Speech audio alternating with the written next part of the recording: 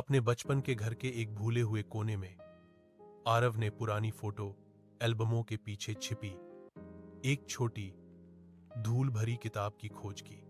इसका कवर सादा था, सिवाय 3 फीके शब्दों के जो सोने में उकेरे गए थे। समय की पुस्तक।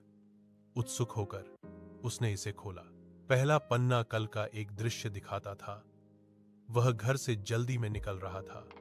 मुश्किल से अपनी मां को रसोई से पुकारते हुए सुन सका। विवरण दर्दनाक रूप से सटीक थे। भ्रमित होकर आरव ने पन्ना पलटा। आज वह वहीं था, उसी कमरे में खड़ा था, कांपते हाथों से किताब पकड़े हुए। उसका दिल धड़कने लगा। डर से कांपते हुए उसने अगले पन्ने को पलटा। कल छवि ने उसे स्तब्ध कर दिया। भोजन की मेज शांत खड़ी थी। उसकी मां की कुर्सी खाली थी। एक कप चाय बिना छुए रखी थी। एक तारीख नीचे साफ सुथरी लिखी हुई थी। आरव ने सदमे में किताब बंद कर दी।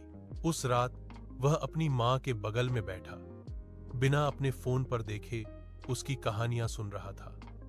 उसने उसकी आंखों में थकान, उसकी मुस्कान में गर्मी और बिना कुछ बदले उसका प्यार देखा। उसने उसे गले लगाया, जो उसने सालों से नहीं किया था।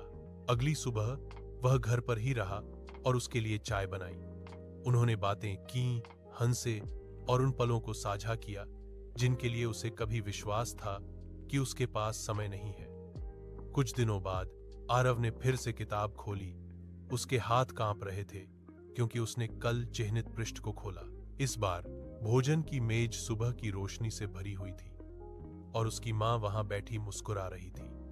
कुछ कहानियां भविष्य की भविष्यवाणी करने के लिए नहीं, बल्कि हमें याद दिलाने के लिए मौजूद हैं कि समय बदलने का सबसे बड़ा तरीका है इसे बुद्धिमानी से उन लोगों के साथ बिताना जो सबसे ज्यादा मायने रखते हैं।